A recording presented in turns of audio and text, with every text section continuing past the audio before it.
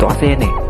Tao po, nandiyan po ba kayo sa loob ng malaking bahay at palawak na bakura? Mataas na pader, pinapaligiran at nakapil ng mga mamahaling sasakyan. Mga bantay na lagi pulong na pulong. Wala namang kasal pero marami yung nakabaro. Tumakas pa ng ulan, walang butos ang bubong. Mga patututyaran na hindi nila nakantong at ang kalisong puti ng gatas na nasa kahon. At kahit na hindi pasko sa lamesa ay may amo.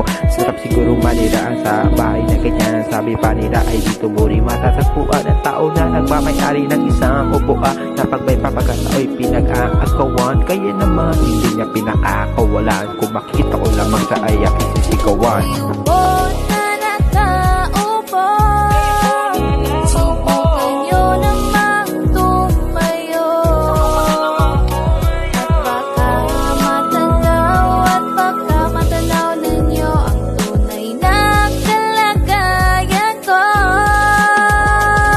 Mawalang galang na po sa taong nakaupo nung libang patakan ng bigas namin hindi puno. At tingin ng bahay namin ipinagtagpit kapingero sa gabi. Sobrang init at tumuto na ng yelo na di kayang bilhin na pangalagay sa inumin. Pinakol ng tubig sa lumanta ko rin aling-aling gamit ang bagatong na inanod lamang sa espera na nagsisibig kusina sa umali. Aming banyo at inay na may kayaman ang isang kaldero. Nagagamit kapag ang aking ama ay sumelo pero kulang na kulang pa rin, kulang na tuyutasin. Nasugat na peso sa maghapi pagkakasyahin. Di ko alam ko talagang maraming harang o mataas lang ang bako doon ang bubulag-bulagan lamang ho kayo. Kahit sa dami ng pera nyo, walang doktor na makapagpapalino ng mata nyo kaya huwag kang masyadong halata.